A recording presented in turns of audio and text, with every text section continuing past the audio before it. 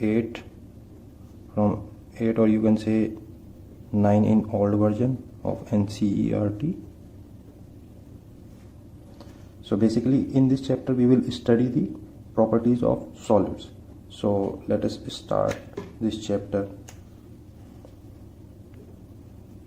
First of all, I would like to explain you about the rigid bodies. What are rigid bodies? आपने पिछले chapters के अंदर पढ़ा होगा रिजिड बॉडी के बारे में, क्योंकि अभी तक आप जितनी भी बॉडीज के बारे में पढ़ रहे थे they all are rigid bodies. तो rigid body as per our books और you can say as per our understanding what are rigid bodies. So we can say rigid body is a ideal body. और ideal body means इस type की body just you can say hypothetical body है जो कि reality में exist नहीं करती. और आप ये भी कह सकते हैं कि इन बॉडीज को एज ए रेफरेंस हम यूज करते हैं. सपोज करिए कि आपके पास एक बॉडी है जो कि मेटालिक बॉडी है, कोई भी बॉडी हो सकती है, और एक दूसरी बॉडी है आपके पास, सपोज करिए diamond. So diamond with respect to metal I can say it is rigid. Metal with respect to diamond एक सॉफ्ट बॉडी है. आपने ये भी सुना होगा कि डायमंड के टूल्स आते हैं. पूरा टूल तो नहीं आता. सपोज करिए कि अगर मैं एक टूल बनाता हूँ कुछ इस टाइप का, इंडस्ट्रीज में बहुत यूज होता है ये आपका सपोज करिए टूल है. सो इसकी जो टिप, यहाँ पर जो टिप होगी वो डायमंड की बनी होगी. डायमंड की क्यों बनाते हैं? बिकॉज डायमंड एक बहुत ही रिजिड बॉडी है, अमॉर्फस सॉलिड की कैटेगरी में आता है. सो जब मेटल को हमें कट करना होता है, सपोज करिए कि इतना बड़ा एक डाया का मेरे पास एक मेटालिक बॉडी है. अभी इसका डाया है सपोज करिए 10 mm, और मैं चाहता हूं कि इसका डाया 5 mm हो जाए. और ये आप ले लीजिए कि ये आयरन का बना है, कास्ट आयरन. अब 10 से मुझे ये 5 mm करना है. तो कैसे करेंगे कि इसको एक टूल की हेल्प से इसका डाया रिड्यूस करेंगे. वो टूल सपोज करिए कि मैंने यहां पर लगाया था, ये वो टूल है.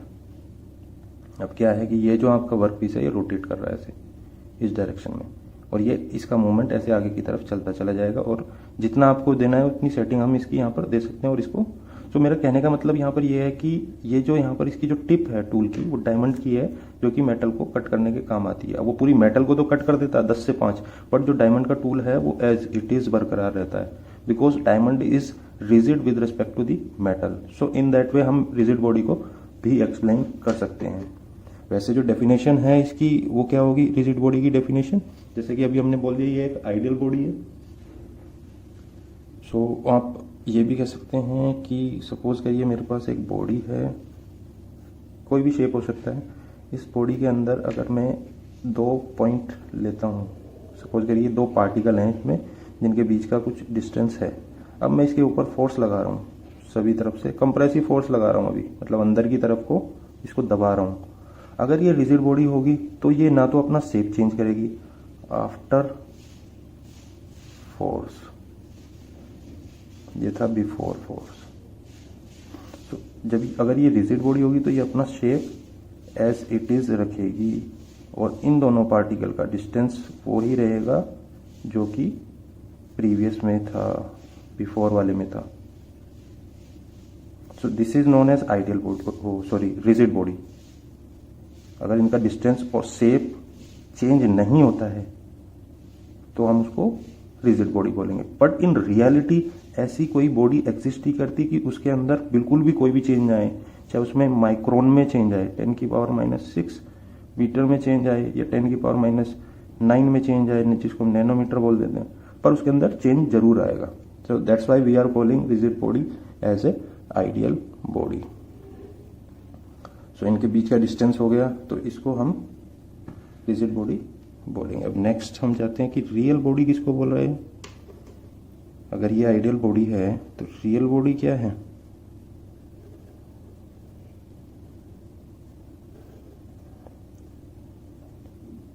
रियल बॉडी है मेरी so now move on to real bodies. What are real bodies?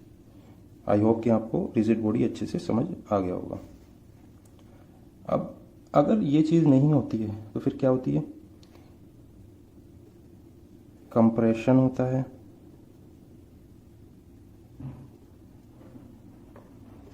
अगर यहाँ पर लोड लग रहा था, अगर बॉडी ने शेप चेंज किया तो कैसे किया होगा कि आपने इसको ऐसे दबाया, तो ये अब इसका अगर पहले सपोज करिए ये कुछ डाया रहा होगा, या यू कैन से इट्स अ रेक्टेंगल 2 mm के करीब कुछ रहा होगा. आफ्टर फोर्स एप्लीकेशन ये 2 mm समवेयर कहीं 1.9 mm हो गया होगा. सो इट विच मीन्स कि कंप्रेशन हो रहा है इसके अंदर. सो रियल बॉडी के अंदर कंप्रेशन भी होता है और पार्टिकल डिस्प्लेसमेंट भी होता है.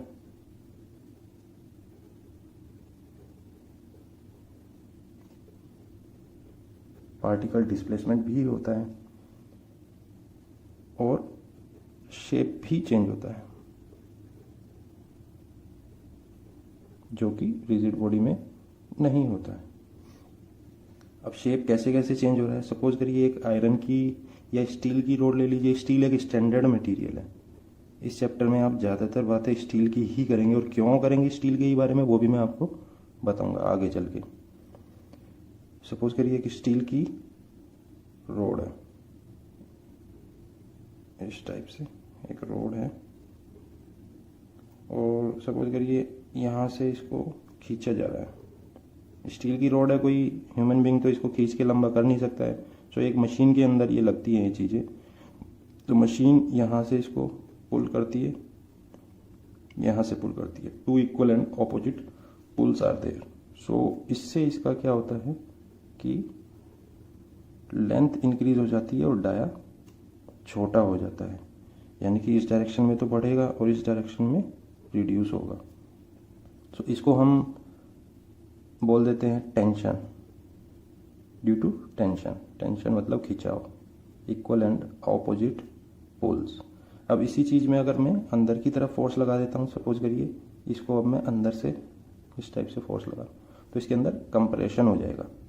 ऐसे जब मैं सपोज करिए ये मेरा पेन का कैप है, अगर मैं 2 इक्वल एंड अपोजिट अंदर की तरफ लगा रहा हूँ तो कंप्रेशन, बाहर की तरफ लगा रहा हूँ तो टेंशन हो रहा है. तो कहने का मतलब यहाँ पर यह है कि ये एक रियल बॉडी है, स्टील की तो नहीं है, प्लास्टिक की है. जब मैं इसको दबाता हूँ आपको दिखता तो नहीं है कि ये दब रही है, बट इन रियलिटी अगर आप प्रॉपर इंस्ट्रूमेंट से इसका मेजरमेंट करेंगे तो वो दब रहा है. तो रियलिटी में यहाँ पर कैन एक्सप्लेन करने का क्या है कि रियल में और रिजिड में डिफरेंस क्या है कि आपकी सारी चीज़ें जो है शेप भी चेंज होती है, कंप्रेशन भी होता है, दबती भी है, खिंचती भी है, सारे काम होते हैं रियल बॉडी में. तो वो एक आइडियल बॉडी में है और रिजिड बॉडी की तरह नहीं बिहेव करती है. अब आगे की तरफ मूव करते हैं. नेक्स्ट चीज़ क्या है आपका?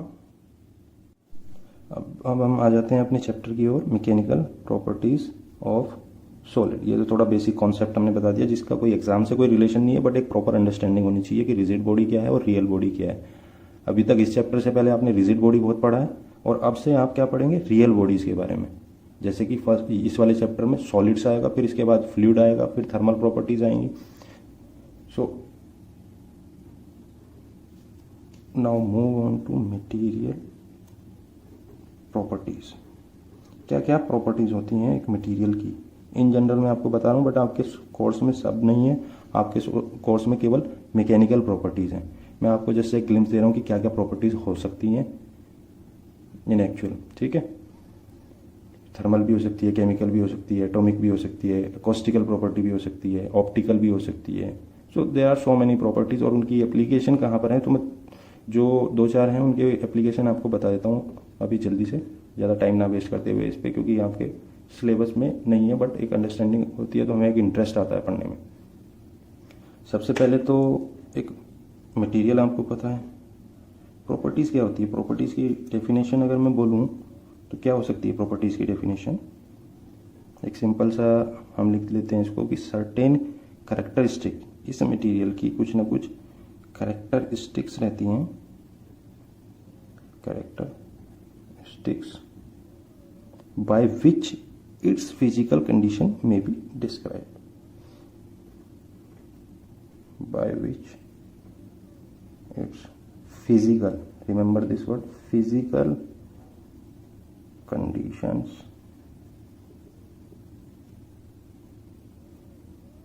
may be described.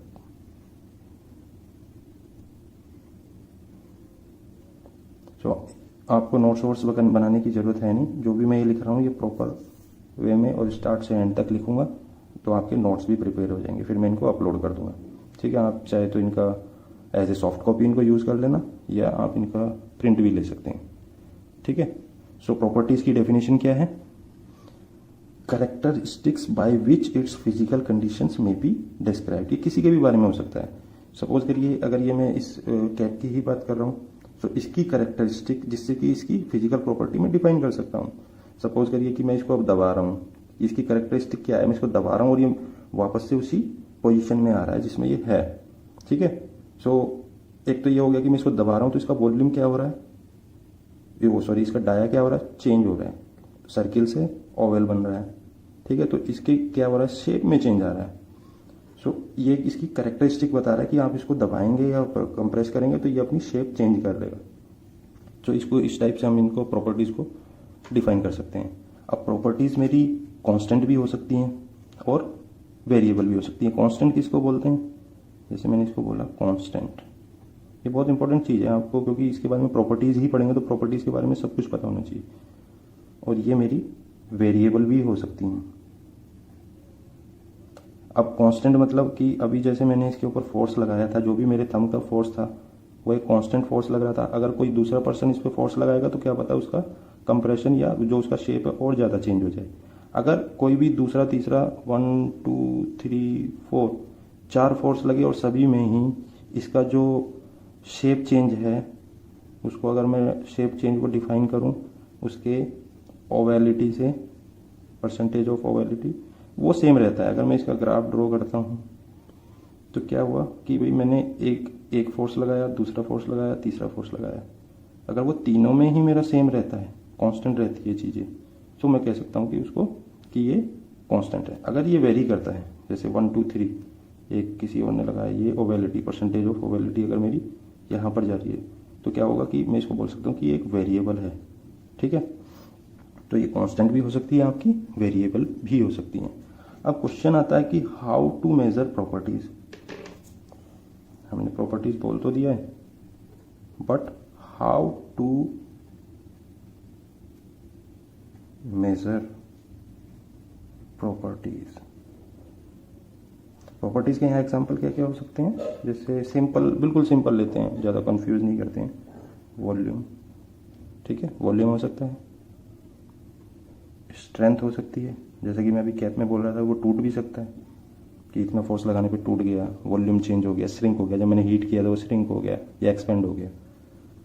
Temperature, pressure, तो ये क्या है, हमारी कुछ बेसिक प्रॉपर्टीज हैं। ठीक है, अब क्वेश्चन आता है how to measure these properties.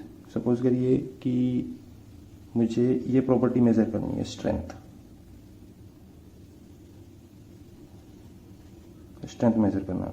अभी जब आप आगे आगे चलेंगे तो इसमें स्ट्रेंथ को फिर आप नंबर ऑफ उसमें डिवाइड कर सकते हैं, कौन सी स्ट्रेंथ की बात कर रहे हैं। बट मैं यहाँ पे ये एक्सप्लेन करना चाह रहा हूँ कि इनको मेजरमेंट कैसे होता है, क्योंकि प्रॉपर्टीज क्या है, ये चेंज नहीं होती, ये उनकी कैरेक्टरिस्टिक डिफाइन करती है। जैसे मैंने ऊपर लिखा है, इनकी अगर कोई वैल्यू है, सपोज करिए कि मैंने कहा कि इसका जो स्ट्रेंथ है वो 40 किलो न्यूटन का फोर्स ये ले लेता है, टूटता नहीं है इतने पे। सो ये 40 किलो न्यूटन किसी एक पर्टिकुलर मटेरियल का डिफाइंड है, तो किसी ने इसका टेस्ट भी किया होगा कि यार ये 40 किलो न्यूटन है, और पूरे के पूरे सभी लोग इस 40 किलो न्यूटन को फॉलो भी कर रहे होंगे। आपने देखा होगा हैंडबुक होती है, उसमें से हम वैल्यू उठाते हैं, लिखते हैं, तो ये करता कौन है?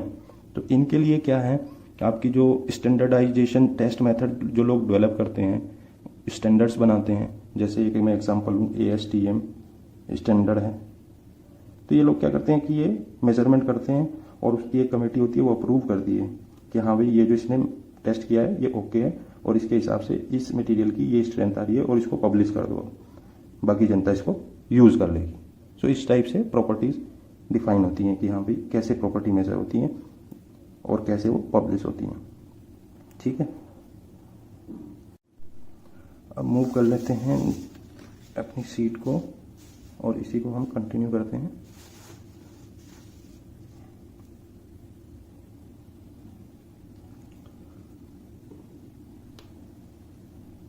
अब जो मैं आपसे बात कर रहा था कि डिफरेंट टाइप ऑफ प्रॉपर्टीज होती हैं।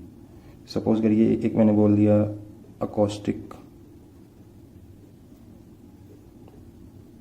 प्रॉपर्टीज, अकॉस्टिकल प्रॉपर्टी बोलते हैं वैसे इनको, अकॉस्टिकल प्रॉपर्टी।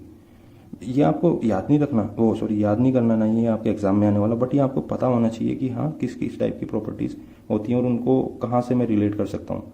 ऐसे नंबर ऑफ प्रॉपर्टी हैं, अगर आप नेट पे भी सर्च करेंगे there are number of property, around 50 properties of solids, but out of 50 few are in your syllabus. So acoustical आपके सिलेबस में नहीं है, बट अकोस्टिकल होता क्या है, जैसे कि it is related to sound,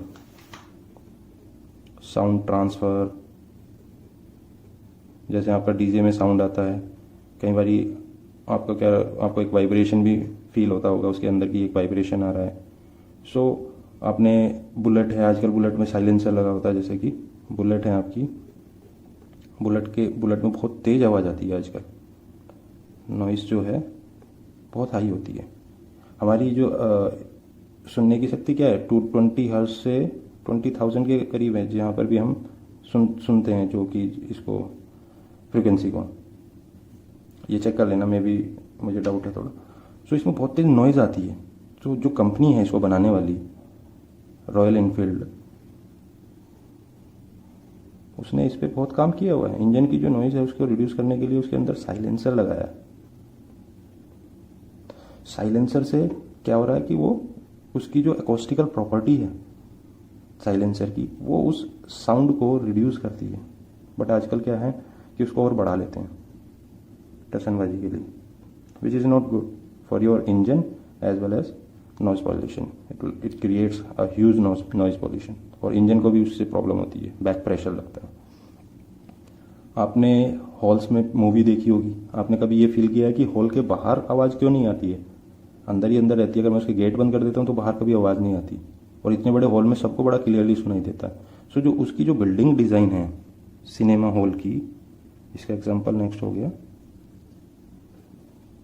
cinema hall, उसका जो इंटीरियर डिज़ाइन है वो बेसिस अकोस्टिक प्रॉपर्टीज है। अकोस्टिकल बिल्डिंग आपने नाम भी सुना होगा, अकोस्टिक प्रॉपर्टीज की स्टडी की है और उस साउंड को वहीं के वहीं रोक दिया एक तरीके से। सो ये इस टाइप की अकोस्टिकल प्रॉपर्टीज होती हैं। फिर आपकी एटॉमिक प्रॉपर्टीज आ गई। एटॉमिक आपको पता ही है, atomic number, atomic mass, this type of properties. Then chemical properties आपने देखा होगा, पीएच, रिएक्टिविटी एटसेट्रा, ये सब आपकी केमिकल में आ गई।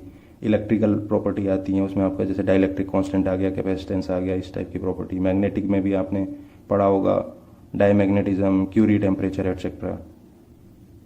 मैन्युफैक्चरिंग प्रॉपर्टीज ये आपने नहीं सुना होगा, ये थोड़ा नया है। मैन्युफैक्चरिंग आप लोगों के लिए नया है, manufacturing, because it is related to industry. Manufacturing properties, इसमें क्या आता है आपका, इसमें एक आता है आपका कास्टेबिलिटी, ठीक है, और आई कैन से मशीनेबिलिटी।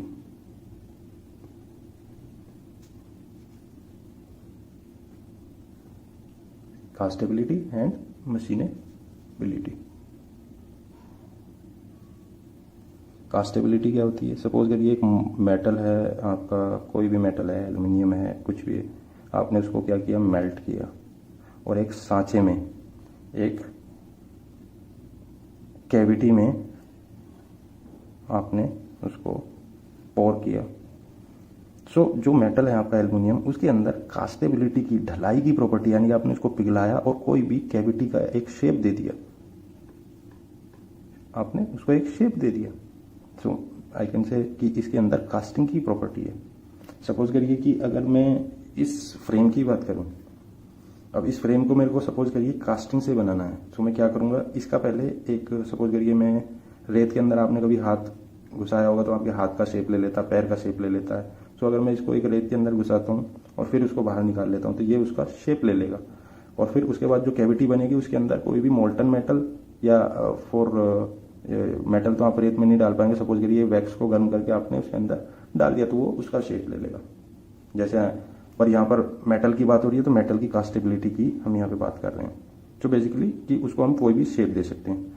फिर आता है आपका मशीनेबिलिटी। क्या है मशीनेबिलिटी का मतलब है कि आप उसमें जैसे कि मैंने पीछे बताया था, टूल की हेल्प से कोई भी ऑपरेशन कर सकते हैं। कैसे करते हैं, जैसे आपकी ड्रिल मशीन है, ठीक है, आप ड्रिल से किसी मेटल में होल भी कर सकते हैं, ड्रिल से भी होल हो जाता है। तो उसके अंदर एक मशीनेबिलिटी की, वो उसका रेजिस्टेंस तो क्रिएट करता है बट ऐसा नहीं कि वो उसको तोड़ देगा, वो रिजिड नहीं है।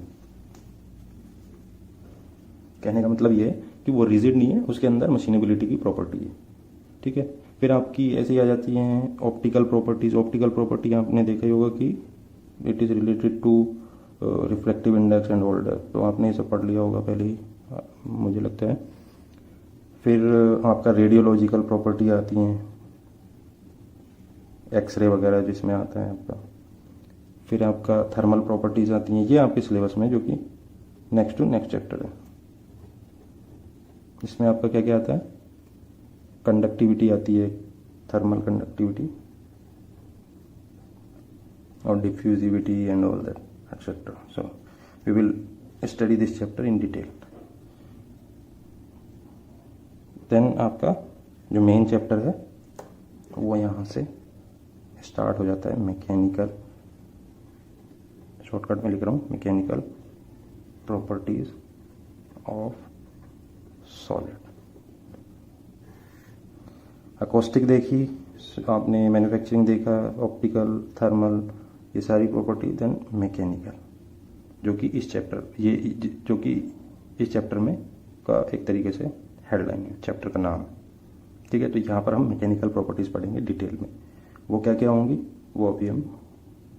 सो मैकेनिकल प्रॉपर्टीज भी आपकी, there are number of mechanical properties.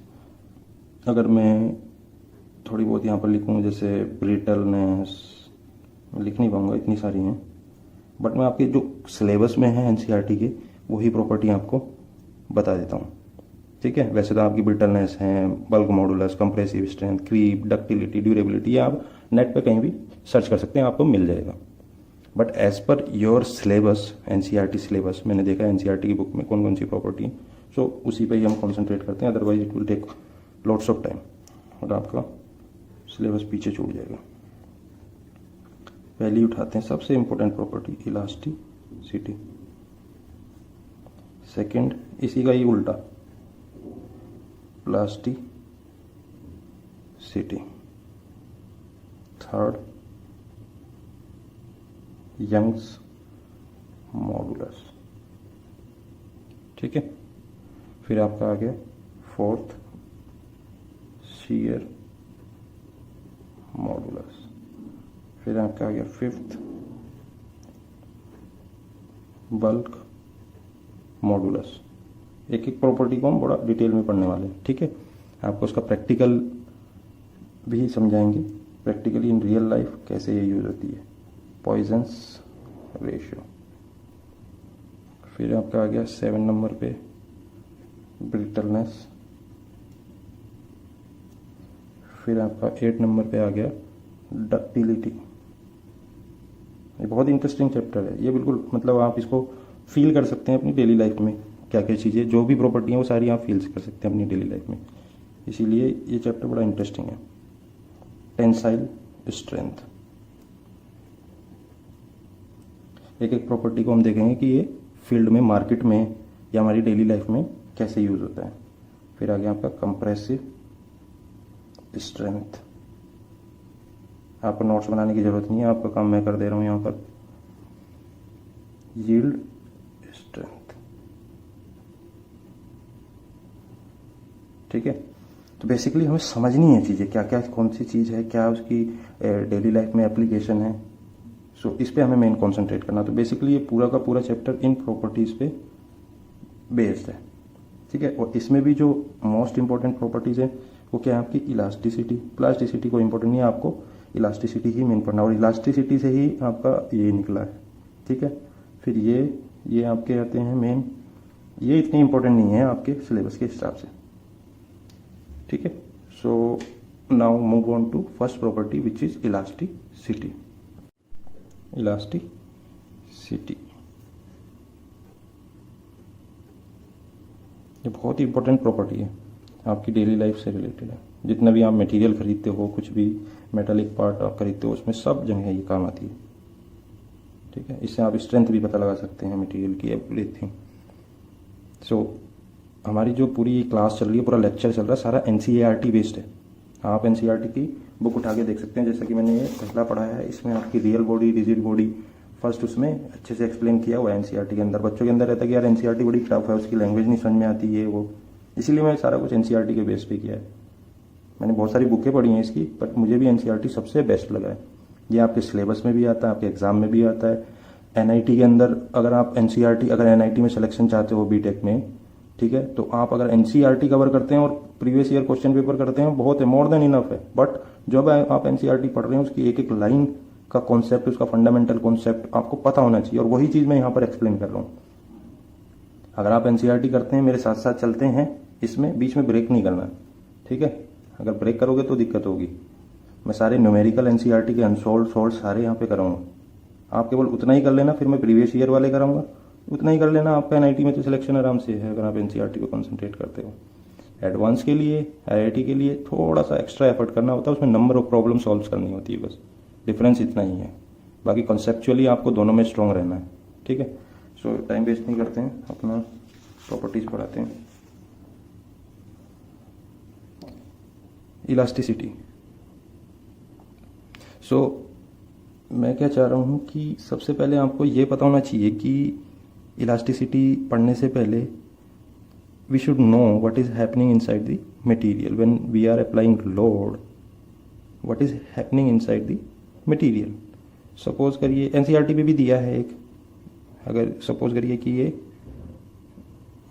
Material आपके पार्टिकल्स जो हैं इस तरीके से एक प्रॉपर मैनर में है, और ये एक स्प्रिंग का अरेंजमेंट फॉलो कर रहे हैं।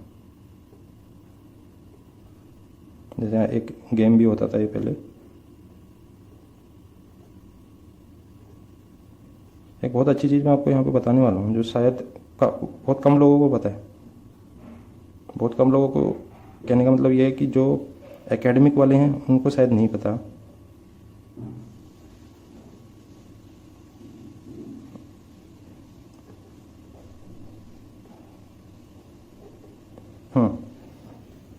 आप, मैं मतलब ये मान के चल रहा हूँ आप मुझसे आगे चल रहे होंगे, क्योंकि अब मैंने काफ़ी लेट स्टार्ट किया है।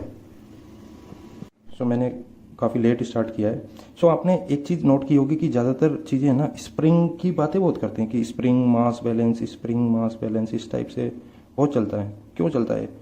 क्योंकि जितने भी मटेरियल है, जो भी आपकी मेटल है, नॉन मेटल है, सब में की जो स्टडी होती है, जो भी उसके बारे में जो स्टडी होती है, ये एज्यूम करके चला जाता है जो मेरा मटेरियल है।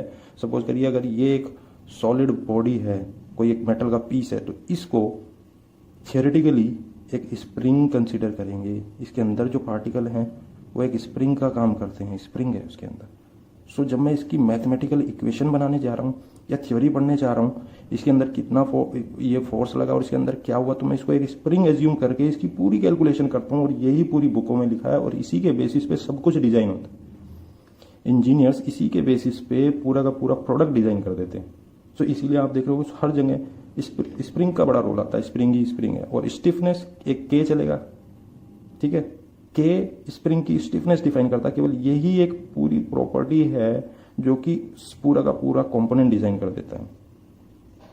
अब जैसे कि हमारा ये एक स्प्रिंग वाला अरेंजमेंट है, ये पार्टिकल्स हैं, ये छोटे छोटे, जो कि इस तरीके से एक मेटालिक बॉडी के अंदर, अगर मैं इसको ओरिजिनल बॉडी देखूं, सपोज करिए इस टाइप की एक बॉडी है, छोटी बन गई, पर ये एक सॉलिड बॉडी है, ये एक सॉलिड बॉडी है, ठीक है। अब मैं इसके ऊपर एक, इसको यहां से खींच रहा हूं मैं बाहर की तरफ। अब क्योंकि ये एक स्प्रिंग है, खींच गया, एक डिफॉर्मिंग फोर्स उसको बोलते हैं, आगे एक्सप्लेन करूंगा। आपने फोर्स लगाया, जैसे ही आपने छोड़ा, तो ये क्या है? स्प्रिंग है। आप स्प्रिंग को अगर खींच के देखेंगे तो जैसे ही आप छोड़ते हैं तो वो वापस अपनी पोजीशन में जाती है। अब अगर मैं इसको अंदर की तरफ दबाता हूं, तब भी ये मुझे बाहर की तरफ फेंक देती है। ठीक है। तो इस टाइप का एक अरेंजमेंट रहता है, स्प्रिंग का अरेंजमेंट है। पूरी बॉडी को आप, अगर मैं थियोरेटिकली बोलूँ तो उसको एक स्प्रिंग मास का कॉम्बिनेशन समझना। मास, छोटे छोटे मास उसके अंदर लगे हैं, ये बीच में स्प्रिंग लगी है। तो इस टाइप का एक मेटल के अंदर की ये बात हो रही है अभी, ठीक है। तो इस टाइप का अरेंजमेंट उसके अंदर रहता है। अब मैं थियोरेटिकली अगर बोलूँ, जब मैंने इसके ऊपर एक्सटर्नल लोड लगाया, सपोज करिए ये मैंने लोड लगा दिया इसके ऊपर, अब जब आप इसको खींच रहे हैं यहां से, यहां मैंने एक लाइन लिखी है स्टेट ऑफ स्ट्रेन, जब आप खींचा तो इसके अंदर क्या हुआ, एक स्टेट ऑफ स्ट्रेन आ गया, खिंचाव आ गया इसके अंदर, ठीक है। और ये जब इसके और ये जो इंटरनल फोर्स है इनके बीच में जब इक्विलिब्रियम आया, सपोज करिए ये खींचा, इसने भी पीछे से इसको खींच रहा है, अपोज कर रहा है इसका, ठीक है। तो जब ये दोनों आपस में इक्विलिब्रियम में, तो उस स्टेट को बोलूंगा मैं स्टेट ऑफ स्ट्रेन, ठीक है। अब जब आपका ये फोर्स था तो फोर्स ने क्या किया है कि एक वर्क भी किया है इसके ऊपर, फोर्स इनटू डिस्टेंस, ठीक है ना। तो उसके क्या हुआ कि वो एक वर्क किया on this system, on this material, और वो वर्क क्या है, पोटेंशियल एनर्जी ऑफ स्ट्रेन की फॉर्म में इसके अंदर एक्यूमुलेट हो गया। जैसे ही आप इस लोड को हटाते तो पोटेंशियल एनर्जी एक्सटर्नल वर्क में कन्वर्ट हो जाती है, इस हिसाब से अपनी ओरिजिनल पोजीशन में आ जाता है, ठीक है। अब आ जाते हैं घूम के इलास्टिसिटी पे। इलास्टिसिटी क्या है, the property of bodies of returning after unloading. जैसे ही आपने ये फोर्स को हटाया, ये अपनी ओरिजिनल पोजीशन में आया, ठीक है, उसको हम इलास्टिसिटी कहते हैं। ये ओरिजिनल पोजीशन में अपने प्रॉपर्टी की वजह से आया है ना, तो इसीलिए इसको हम बोलेंगे इलास्टिसिटी। ये इस मटेरियल की प्रॉपर्टी है। और अंदर क्या हो रहा था वो मैंने आपको बता दिया। जैसे आपने फोर्स लगाया, स्टेट ऑफ स्ट्रेन आई, खींच रहा था, ये यहाँ से इसको खींच रहा था, तो इधर वाला अंदर के इसके जो पार्टिकल हैं वो भी अंदर की तरफ खींच रहे थे, बिकॉज स्प्रिंग मास बैलेंस है उसके अंदर, ठीक है। जब वो इक्विलिब्रियम में एक आ गए कि भाई ये खींचा हुआ है, ये पार्टिकल लगा लो इसको, तो ये खींचा हुआ है, ये इक्विलिब्रियम है, अब ये स्टेट ऑफ स्ट्रेन में है, ठीक है। अब इसी दौरान इसके अंदर क्या होता है कि जो आपने फोर्स लगाया था, स्टेट ऑफ स्ट्रेन तो आ गई, अब इसके अंदर ये पोटेंशियल एनर्जी की फॉर्म में यहाँ स्टोर हो गई। अभी तो फोर्स लगाया, जैसे ही हटा वो पोटेंशियल एनर्जी, एक्सटर्नल वर्क, क्योंकि काम करना पड़ता है कुछ ना कुछ करने के लिए। पहले आपने वर्क किया इसके ऊपर, बाद में इसने वर्क करके आपको अपना ओरिजिनल शेप ले लिया। सो ये होता है, और इस ओरिजिनल शेप में वापस आने की प्रॉपर्टी को बोलते हैं elasticity. So now let us write the elasticity definition. So this definition will be as per your NCERT book, elasticity definition. So इसकी डेफिनेशन क्या होगी, the property of a body by the property of a body by virtue of which it tends to regain its original size and shape। सो इसकी definition जैसे कि हमने इसमें भी देखा था, जब हम फोर्स लगा रहे थे एंड देन जब हमने फोर्स हटाया तो ये अपना स्प्रिंग ने इसको अपने पास खींच लिया, जो भी इसके मॉलिक्यूल्स थे, पार्टिकल्स थे। सो इस प्रॉपर्टी को, जो इसकी अपनी खुद की इनहेरेंट प्रॉपर्टी है, जिसकी वजह से, जिसके फोर्स से ये अपने आप को अपना सेम पोजीशन में लेके आ रहा है, the property of a body. इस बॉडी की प्रॉपर्टी मैंने क्या बताया था, कैरेक्टरिस्टिक। प्रॉपर्टी की डेफिनेशन क्या थी, कैरेक्टरिस्टिक, जो कि उसकी फिजिकल कंडीशन को डिफाइन करे। बाय वर्च्यू ऑफ विच, जिसके बल से, by virtue of which it tends to regain वापस इट्स ओरिजिनल, जो पहले इसकी साइज एंड शेप था। और ये कब हुआ, when you have removed this force, ये आपने जब एफ फोर्स यहां से हटाया, ठीक है। तो हम यहां पर लिखेंगे when applied force is removed, and this is known as elasticity। so इसको हम बोलेंगे इलास्टिसिटी। ये आपकी इसकी डेफिनेशन हो गई। सो यहाँ से बेसिकली आपने क्या सीखा, ये आपका स्टेट ऑफ स्ट्रेन हुआ की पोजीशन आई, देन उसमें पोटेंशियल एनर्जी की फॉर्म में वर्क क्या हो गया, अंदर स्टोर हो गया। देन जब आपने फोर्स हटाया, यही वर्क यही पोटेंशियल एनर्जी एक्सटर्नल वर्क की फॉर्म में कन्वर्ट होके उसने अपनी ओरिजिनल पोजीशन ले ली। एक चीज़ ध्यान रखो कि किसी भी काम को करने के लिए वर्क डन करना पड़ता है। तो एक हुआ आपका work done on system,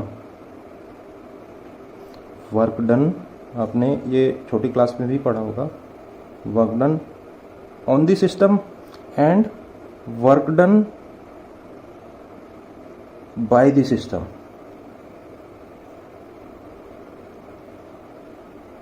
so पहले वाले केस में क्या हुआ, जब आपने इसको खींचा, एफ फोर्स आपने लगाया, तो आप क्या कर रहे हैं, work done on the system. ठीक है, जब आपने फोर्स हटाया, work done by the system, system ने वर्क किया। सिस्टम क्या है यहाँ पे, मेरा जो भी मेटल है, जो भी ऑब्जेक्ट है जिसके ऊपर आप फोर्स लगा रहे हैं। ठीक है, सो इस तरीके से आप इसको सोच सकते हैं। जब work done on the system, potential state of strain आया, पोटेंशियल एनर्जी की फॉर्म में स्टोर हो गया, जैसे ही हटाया वही potential energy work done by the system करके अपनी ओरिजिनल साइज और शेप में आ गया। और यहाँ पर जो डिफॉर्मेशन हुआ, वो कौन सा डिफॉर्मेशन हुआ, एक ये पॉइंट और लिख लेते हैं, and the deformation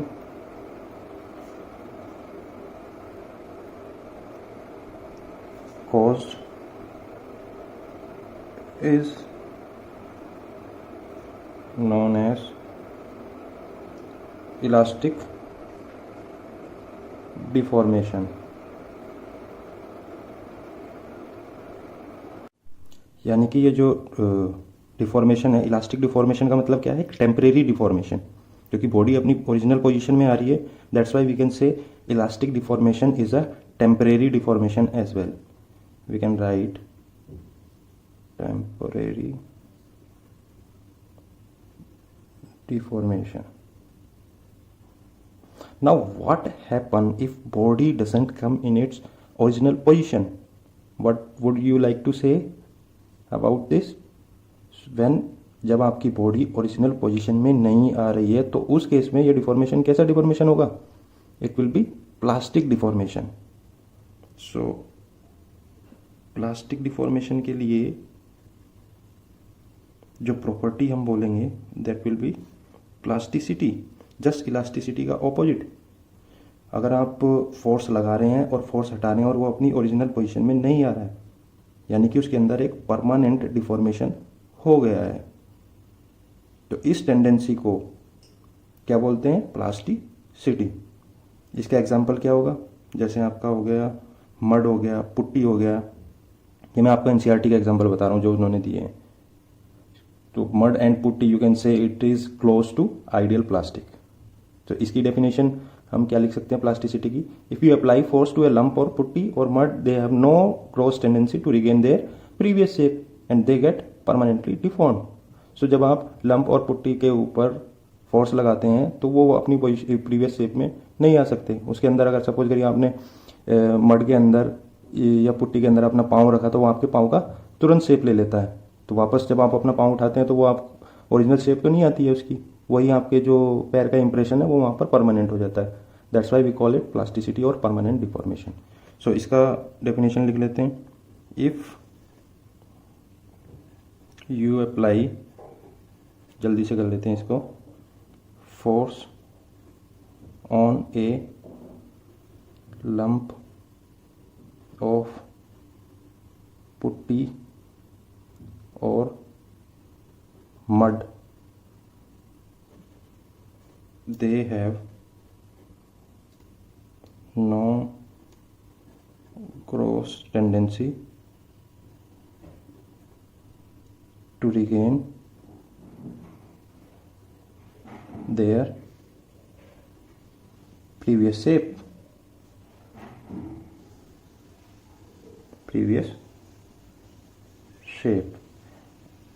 and they get permanently deform. So इस टाइप की प्रॉपर्टीज को हम बोलते हैं प्लास्टिसिटी। ठीक है। सो और इसके एग्जांपल आपको बताई दिए हैं। आप इसका एग्जांपल मड पुट्टी हो गया, आप एग्जांपल और ले लीजिए, च्युइंगम भी आप बोल लीजिए, च्युइंगम, क्योंकि च्युइंगम को जब आप खींचते हैं तो वो अपनी ओरिजिनल पोजीशन में नहीं आता है। सो इलास्टिसिटी परफेक्टली इलास्टिक भी हो सकता है और पार्शियली इलास्टिक भी हो सकता है। सो परफेक्टली इलास्टिक में क्या होगा कि सपोज करिए यहाँ आपका एक ऑब्जेक्ट है और इसको आप खींच रहे हैं, ठीक है, तो इसका ये एक्सटेंशन हो गया, खींचने के बाद इतनी लेंथ इसकी बढ़ गई delta L.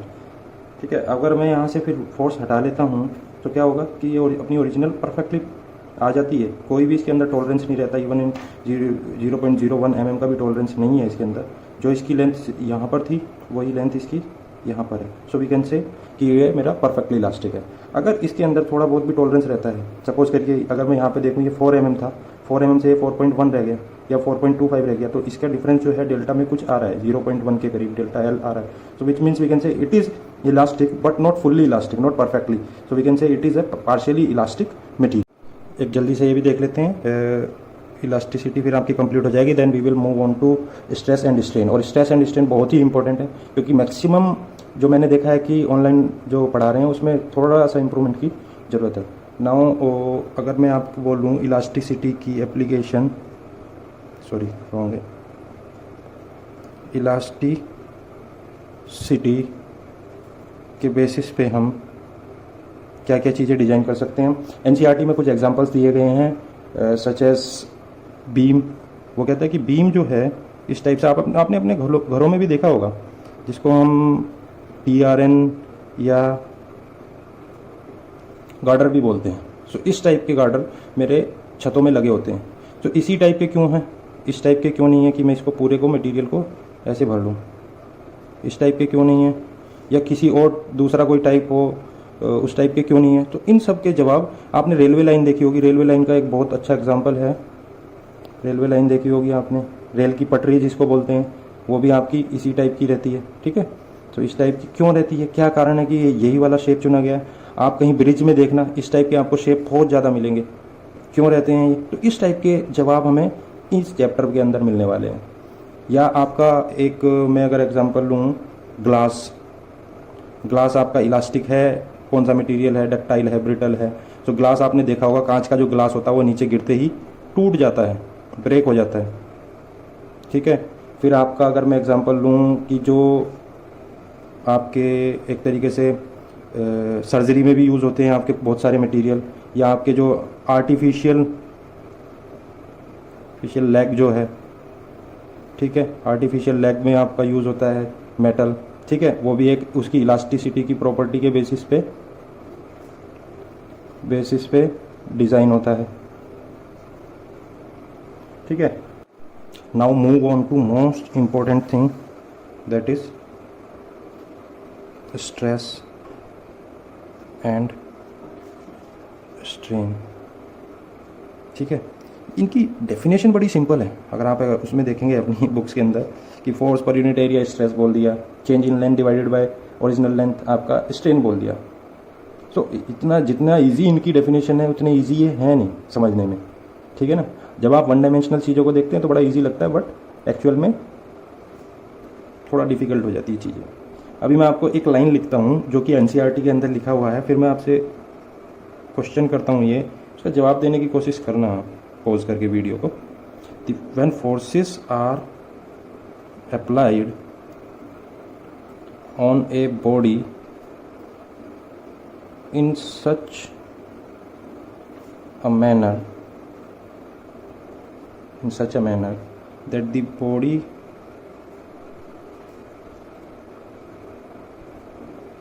is still in static, ये आ गया आपका important word, static equilibrium is very very important word. क्या होता है स्टैटिक इक्विलिब्रियम? स्टैटिक मीन्स जब आप रेस्ट में हैं। अब ये क्या कह रहा है, when forces are applied on a body in such a manner that the body is still in static equilibrium, यानी कि उसके अंदर कोई मोशन नहीं हो रहा है बॉडी के अंदर, वो रेस्ट में है। और रेस्ट या मोशन हम कैसे डिफाइन करते हैं? With respect to the frame of reference. Suppose करिए कि आप यहाँ पर बैठे हैं ठीक है। और यहाँ से आपकी, आपने ये पढ़ा होगा, बहुत पढ़ा होगा, आपके सामने से यहाँ से कोई गाड़ी जा रही है, ठीक है, कोई गाड़ी जा रही है, तो ये गाड़ी आपको मोशन में दिख रही है बिकॉज आप यहाँ पर रेस्ट में हैं। अगर आप दोनों ही मोशन में होंगे, उतनी सेम स्पीड से चल रहे होंगे, तो आपको वो चीज़ नहीं फील होगी। तो ये मोशन में है, यानी कि ये फ्रेम ऑफ रेफरेंस ये बैठा है यहाँ पर। सो ये भी इसी तरीके से डिफाइंड है। आप जो बोल रहे हो स्टैटिक इक्विलिब्रियम, अब मेरा ये एक बॉडी है, ठीक है, इसके ऊपर मैंने लोड लगा दिया, ठीक है, अभी भी बॉडी क्या है मेरी, इक्विलिब्रियम में है। जब मैं इसको खींच रहा हूँ, बस इसके पार्टिकल अंदर से डिस्प्लेस हो रहे हैं इधर से उधर, ठीक है। तो इसको समझना बहुत जरूरी है आपको, स्टैटिक इक्विलिब्रियम क्या है। ऐसा नहीं कि मैंने, आप सोचते हैं कि फोर्स लगाया तो बॉडी मोशन में आ गई है, नहीं, वो अभी भी स्टैटिक इक्विलिब्रियम में है। तो इसी कंडीशन के बेसिस पे हम स्ट्रेस और स्ट्रेन को डिफाइन करेंगे।